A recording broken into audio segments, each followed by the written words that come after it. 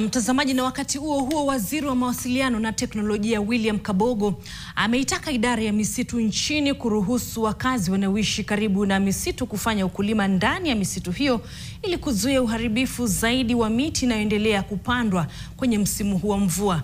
Akiongoza hafla ya upanzi wa miti katika msitu wa Chebilat katika eneo bunge la Aldai, kaunti ya Nandi, Kabogo amesema iwapo mpango huo unatekelezwa kikamilifu na utasaidia uzalishaji wa vyakula nchini na kufikia malengo ya rais ya kupanda miti bilioni 15 katika kipindi cha miaka 10 ijayo.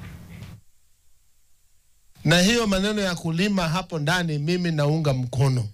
Lakini mchunge miti, si ndio? Miti huchukua miezi 3 ndio ishike vizuri. Au sio namna hiyo?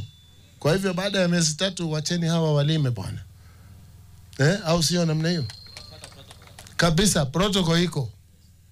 Kwa hivyo ni muhimu sana kuweza kupanda miti katika taifa letu la Kenya. Kuna forest mingi tunazidi kupanda miti lakini miti haimei. Ni kwa sababu hatujapata mtu wa kuchunga miti kiasi kwa njia ya halali.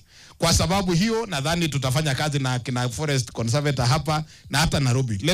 We want to make that appeal. Allow the community to coexist with the forest.